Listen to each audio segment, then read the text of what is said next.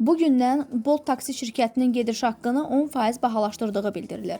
Bu barədə Bolt taksi şirkətinin sürücüləri məlumat veriblər. Bildiriblər ki, 2 gündür şirkətdən onlara gediş haqqında 10% artımın olacağı barədə bildiriş xarakterli SMS gəlib.